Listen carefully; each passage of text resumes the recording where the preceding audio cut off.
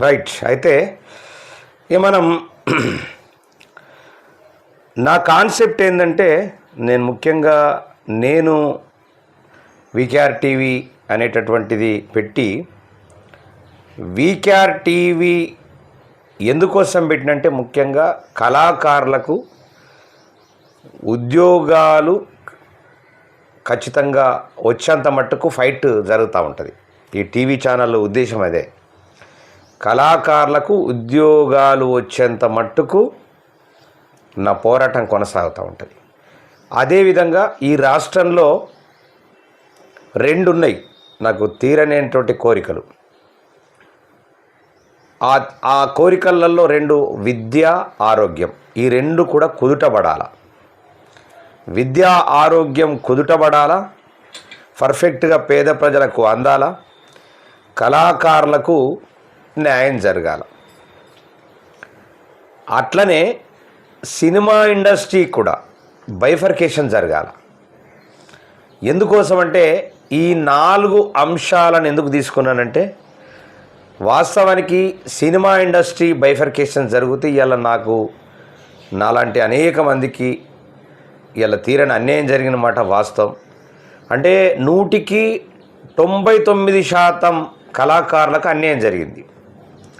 100కి 99% కళాకారులకు, తెలంగాణలో ఉన్నటువంటి కళాకారులకు అన్యాయం జరిగింది. కొంతమంది రకరకాలుగా వాళ్ళకు ఉన్నటువంటి వెసులుబాటుతో పోవడం, వాళ్ళకు అంటే ఇటు తెలంగాణను పట్టించుకోకపోవడం, తెలంగాణ ప్రజానీకాన్ని పట్టించుకోకపోవడం, తెలంగాణకు సంబంధించినటువంటి కళాకారులను పట్టించుకోకపోవడం పట్ల కొంత ఎదుగుదల ఉంటుంది, అది కామన్గా.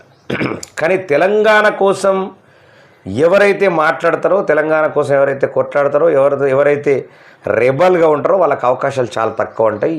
ఎవరు ఇచ్చేటటువంటి అవకాశం ఉండదు. ఏదేమైనా కనీసము నాలాంటి గతంలో ఉన్నటువంటి ఉద్యమంలో ఉన్నటువంటి కళాకారులకు న్యాయం జరిగినా జరగకపోయినా, వాళ్ళ వయస్సు అయిపోయినా, రేపు రాబోయే తరానికి తెలంగాణ సినిమా అనేటటువంటిది కావాలనేటటువంటిది ఒక ఆకాంక్ష. భారతదేశంలో ఏ రాష్ట్రంలో లేనటువంటి విధంగా విద్య, ఆరోగ్యం అనేటటువంటిది ఈ రాష్ట్రంలో ఉండాలనేది కోరిక.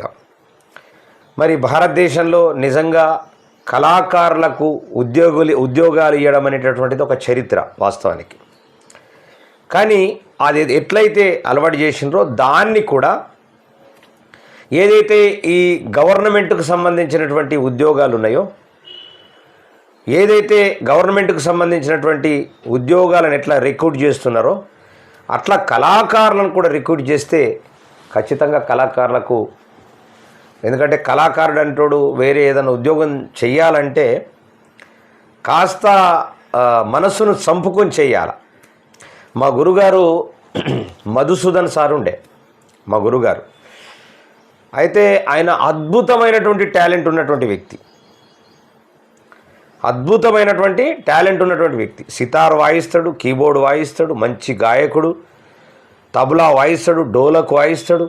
ఇన్ని వాయిద్యాలు వాయించినటువంటి తెలంగాణలో అంత అద్భుతమైనటువంటి కళ ఉండి ఆ కళను ప్రపంచానికి తెలిసే విధంగా చేయనటువంటి దౌర్భాగ్య పరిస్థితులలో ఆయన పాపం ఇన్కమ్ ట్యాక్స్ డిపార్ట్మెంట్లో, పోస్టల్ డిపార్ట్మెంట్లో జాబ్ చేసి, ఇన్కమ్ ట్యాక్స్ డిపార్ట్మెంట్లో, పోస్టల్ డిపార్ట్మెంట్లో పనిచేసి తనకు లీవులు పెట్టుకొనో, లేకుంటే తనకు వెసులుబాటు ఉండేటటువంటి టైముల్లో, లేకపోతే తన డ్యూటీ అయిపోయిన తర్వాత ఆ ఉన్నటువంటి సమయాన్ని రాత్రి వరకు కేటాయించి కొన్ని ఆల్బమ్స్కు సంగీతం చేసి, ఒక సినిమాకు సంగీతం చేసి, ఫిలిం నగర్ అనే సినిమాకు సంగీతం చేసి, అట్లనే నాకు సంగీతపరంగా అన్ని ఓనమాలు నేర్పినటువంటి వ్యక్తి మధుసూదన్ సార్.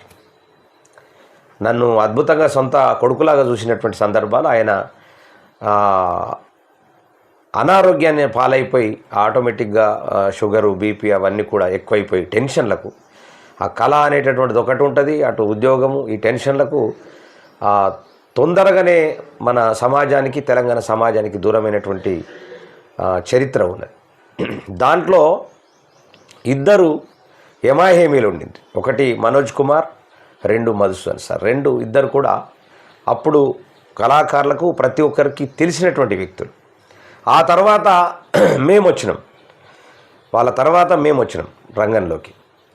వచ్చిన తర్వాత మరి ఎన్నో పాటలకు సంగీతం చేసి ఎన్నో పాటలకు అది చేసినటువంటి చరిత్ర ఉంది. కానీ సినిమాను నమ్ముకొని వచ్చి సినిమాను ఈ తెలంగాణ ఉద్యమం వచ్చి సినిమాను అందిపుచ్చుకునేటటువంటి పరిస్థితులకు దూరమై తెలంగాణ ఉద్యమానికి కనెక్ట్ అయ్యి తెలంగాణ ఉద్యమంలో కీలకంగా పనిచేసి పాటలు చేసి ఉద్యమాన్ని రగిలించి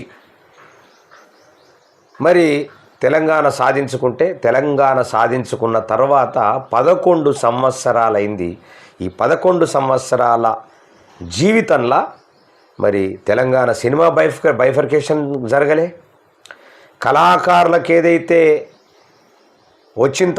తెలంగాణ వచ్చిన తర్వాత న్యాయం జరుగుతుంది అనేటటువంటి ఎప్పుడైతే ఏ మాట చెప్పిండో కేసీఆర్, నిజమైనటువంటి కళాకారులకు న్యాయం జరగలే. నిజమైనటువంటి కళాకారులకు న్యాయం జరగకుండా ఇలా నిజమైనటువంటి కళాకారులు ఇలా అగాధంలో పడ్డటువంటి పరిస్థితి ఇలా దాపురించింది. అట్లనే తెలంగాణ వచ్చిన తర్వాత విద్య అనేటటువంటిది అద్భుతంగా ఉండాలి. వాస్తవానికి అసలు విద్య అనేటటువంటిది లేకనే మన వాళ్లకు ఒక ఐఏఎస్లు, ఐపీఎస్లు, ఐఆర్ఎస్లు కాలేనటువంటి పరిస్థితి వాస్తవానికి మనం అందరం చూసినాం. మనం ఖచ్చితంగా ఒక ఐఏఎస్లు, ఐపీఎస్లు, ఒక ఐఆర్ఎస్లు కావాలంటే, ఉన్నత స్థాయి ఉద్యోగాలు చేయాలంటే ఖచ్చితంగా చదువు అనేటటువంటి చాలా ఇంపార్టెంట్. మరి ఆ చదువు అనేటటువంటిది ఈ పేద ప్రజలకు దూరమైనటువంటి పరిస్థితి. భాస్కర్ జొన్నగిరి, హాయ్ భాస్కర్ గారు, శుభోదయం. చాలా థ్యాంక్ యూ వెరీ మచ్ మీరు లైవ్కి వచ్చినందుకు. తప్పకుండా పూర్తిగా లైవ్ అయ్యే వరకు చూడండి. దయచేసి మీ ఒపీనియన్ కూడా చెప్పాలని నేను కోరుతా ఉన్నా. అయితే విద్యకు ఇంకా మన తెలంగాణ రాష్ట్రంలో విద్య అనేటటువంటిది ఇప్పటికి కూడా చక్కబడలేదు. ఇంకా ఒక సరి అయినటువంటి పద్ధతులకు పోలే.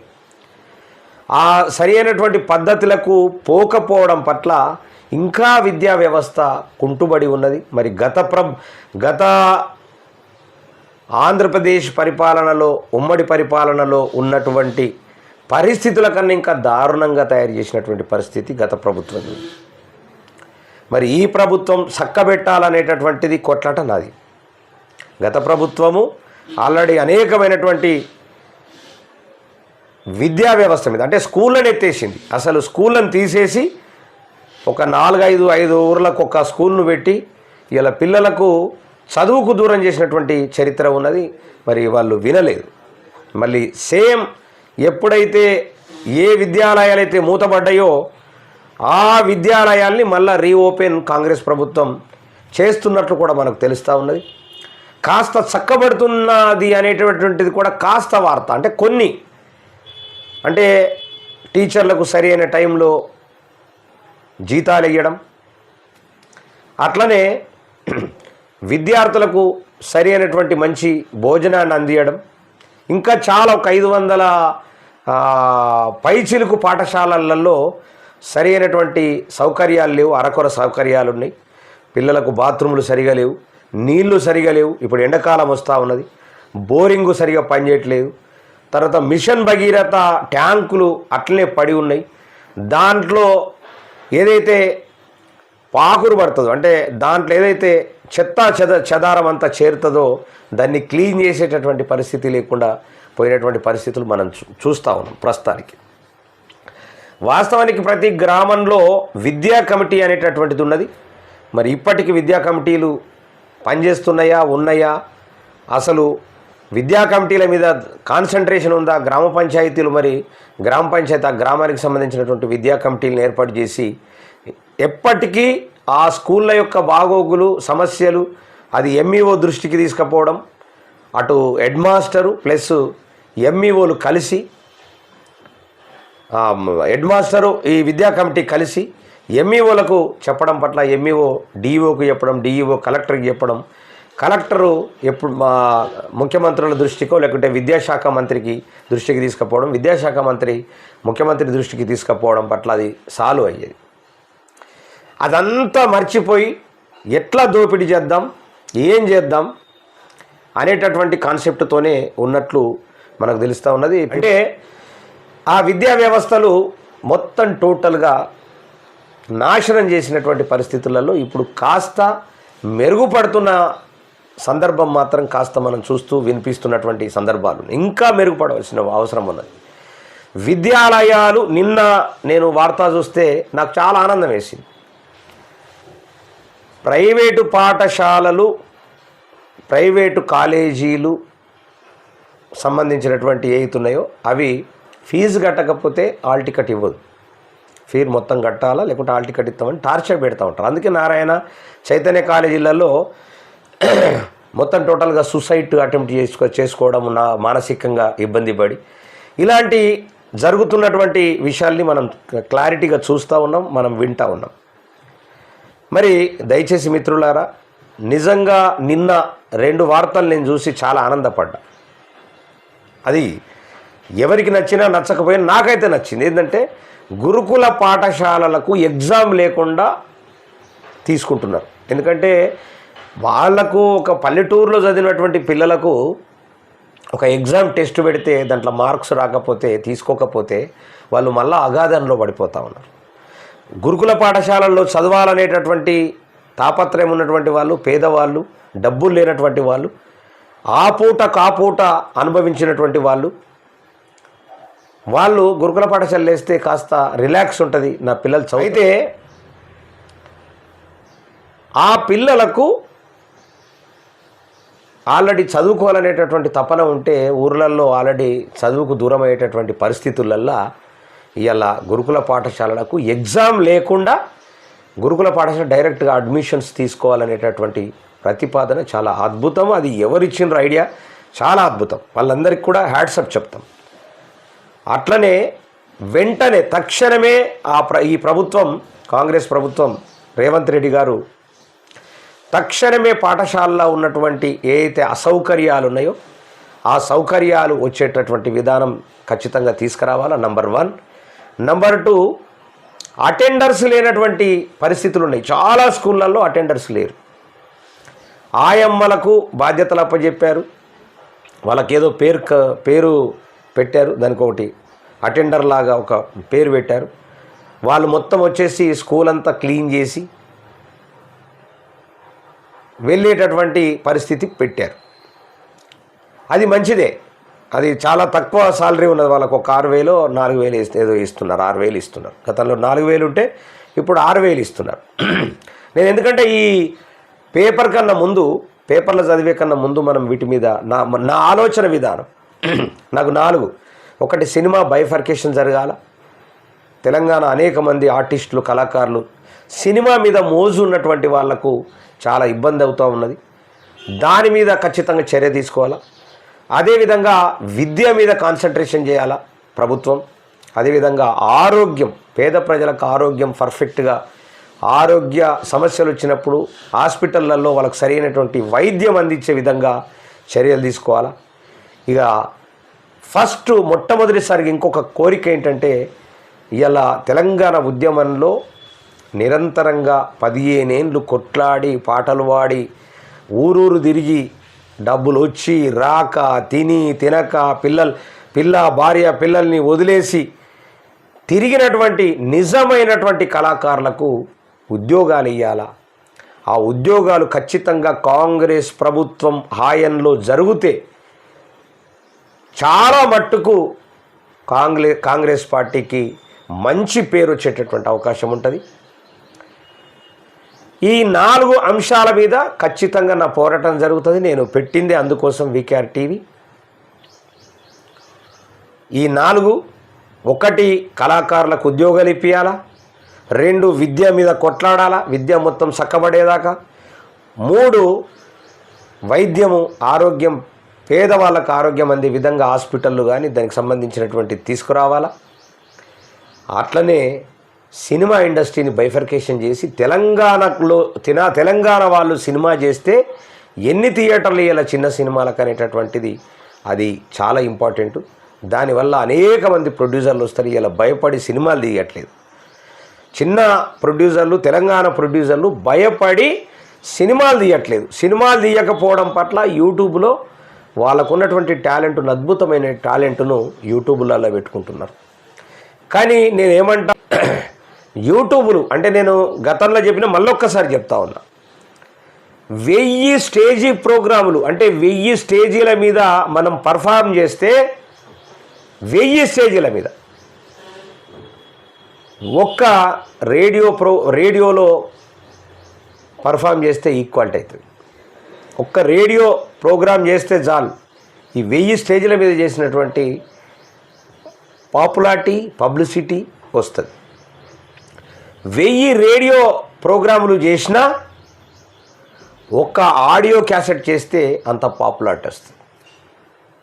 ఆడియో క్యాసెట్ మొత్తం ప్రతి కారులో, ప్రతి ఎక్కడైనా సరే ఆడియో క్యాసెట్ వెళ్ళిపోతూ ఉంటుంది. ఇప్పుడు వచ్చింది ట్రెండు, 1000 ఆడియో క్యాసెట్లు చేసింది ఈక్వాలిటీ టు ఒక్క వీడియో ఆల్బమ్. ఒక్క వీడియో ఆల్బమ్లో మనం ఒక్క పాట చేసి వదిలితే మనం 1000 క్యాసెట్లు చేసినంత పాపులారిటీ వస్తూ ఉన్నది. ఇది వాస్తవం. అదే 1000 వీడియో ఆల్బమ్స్ చేయి, నువ్వు 1000 చేయి, 10,000 చేయి, ఒక్క సినిమా చేస్తే అంత పాపులారిటీ వస్తుంది. ఆ సినిమాకు ఉన్నటువంటి పవర్ అంత గొప్పది. ఇంత అద్భుతమైనటువంటి కవులు, కళాకారులు ఎంతోమంది ఉన్నారు. వాళ్ళందరికీ కూడా సినిమా అవకాశాలు వస్తే చరిత్రలో శాశ్వతంగా వాళ్ళ తృప్తి, వాళ్ళ కోరిక నెరవేరేటటువంటి అవకాశం ఉన్నది. దానికోసం ఈ 4 ప్రధానమైనటువంటి, ఇక మిగతా అంతా ఎవడు ఎటు పోతే నాకేంటి, ఎవడు ఎంత సంపాదించుకుంటే ఏంటి, ఎవడి మీద ఎక్కువ పెడితే ఏంటి, ఎవడిని తిడితే ఏంటి, ఎవడు కొడితే ఏంటి, ఆ దరిద్రమైనటువంటి ఈ సమాజంలో మాయమైపోతున్నాడమ్మా మనిషి అన్నవాడు, మత్సుకైనా లేడు చూడు మానవత్వం ఉన్నవాడు, నూటికో కోటికో ఒక్కడు యాడ ఉన్నడో గాని కంటికి కనరాడు, మాయమైపోతున్నాడమ్మా మనిషి అన్నవాడు, నిలువెత్తు స్వార్థము నీడలాగొస్తుంటే చెడిపోక ఏమవుతాడమ్మా, ఆత్మీయ బంధాల ప్రేమ సంబంధాల దిగజారుతున్నాడోయమ్మ, అవినీతి పెను ఆశ అంధకారములో చిక్కి మరి కొట్టుమిట్టాడుతున్నటువంటి మనిషి తన ఆలోచన విధానాన్ని మనము ఏం చేయలేం. మార్పు అనేటటువంటిది ఒక 100 సమస్యలు మార్పు తీసుకురావాలంటే తీసుకురాలేం. కానీ ప్రభుత్వంతో నేను కొట్లాడుతున్నది ఏంటంటే 4 అంశాల మీద. ఒకటి, సినిమా బైఫర్కేషన్ జరగాల, పేదవాళ్లకు మంచి ఉచితమైనటువంటి వైద్యాన్ని అందించే విధంగా చర్యలు తీసుకోవాలా, అద్భుతమైనటువంటి విద్య అందించాలా, పిల్లలకు ఒక ఐఏఎస్లు, ఐపీఎస్లు, ఐఆర్ఎస్లు అయ్యేటట్లు, మంచి ఆఫీసర్లు అయ్యేటట్లు, మరి వేరే స్టేట్ల నుంచి మన అరువుకు తీసుకొచ్చుకొని ఐఏఎస్, ఐపీఎస్లను పెట్టుకుంటే వాళ్ళు మనకు ఎవరు కూడా అపాయింట్మెంట్ ఇవ్వట్లేదు. వాళ్ళు దోపిడీ చేస్తున్నారు, వాళ్ళు ఎట్లా సంపాదించాలా, ఎట్లా సెటిల్ కావాలో చూస్తున్నారు తప్ప అసలు ప్రజలకు సేవ చేసేటటువంటి పరిస్థితి లేదు. ఒకప్పుడు నేను చిన్నగున్నప్పుడు ఒక కలెక్టర్తోని ఒక చిన్న మెమోంటో తీసుకుంటే, ఒక కలెక్టర్తోని ఒక ప్రైజ్ తీసుకుంటే నేను కలెక్టర్తో తీసుకున్నా అని చెప్పేసి గొప్పగా చెప్పినటువంటి సంస్కృతి నుంచి ఇలా కలెక్టర్లు అంటే, ఎస్పీలు అంటే అసహించుకునేటటువంటి పరిస్థితి ఇలా ఈ 10-11 ఏళ్ళ కాలంలో జరిగిన మాట వాస్తవం.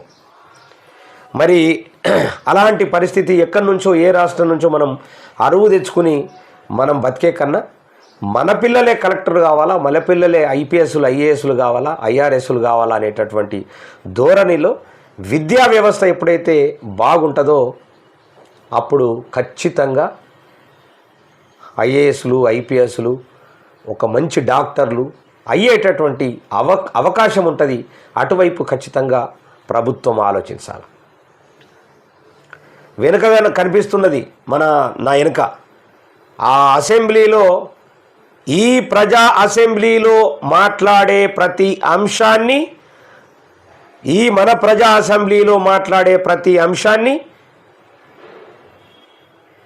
ఆ అసెంబ్లీకి చేరవేస్తే, ఆ రాజకీయ అసెంబ్లీకి చేరవేస్తే ఆ రాజకీయ అసెంబ్లీ కనీసం మనకు ఏదైనా కనీసం 100% నెరవేర్చకోకున్నా కనీసం ఒక 50%, 60%, 70% నెరవేరుస్తుంది అనేటటువంటి ఒకే ఒక ఆలోచనతో నేను ఈ ప్రజా అసెంబ్లీ పెట్టి, ఈ టీవీ పెట్టి ప్రజల కోసం కొట్లాడదలుచుకున్న, ప్రజల కోసం ముందుకోదలుచుకున్న మీ అందరి సపోర్టు మాత్రం ఖచ్చితంగా ఉండాలని మీ అందరినీ కూడా ప్రాధేయపడుతూ, మరి ఇప్పటిదాకా నా కోరిక నేనేం చెయ్యాలా అనేటటువంటి దాని మీద నేను మాట్లాడినా, మరి ఇప్పుడు వార్తలు మరి ఏమొచ్చినాయి, మనం ఏమనుకుంటున్నాం, మరి ప్రభుత్వాలకు మనం ఏం చెప్పదలుచుకున్నాం అనే దాని మీద కూడా మనం ఒక్కసారి ఆలోచించి వాళ్ళకు కూడా మనం తెలియజేద్దాం.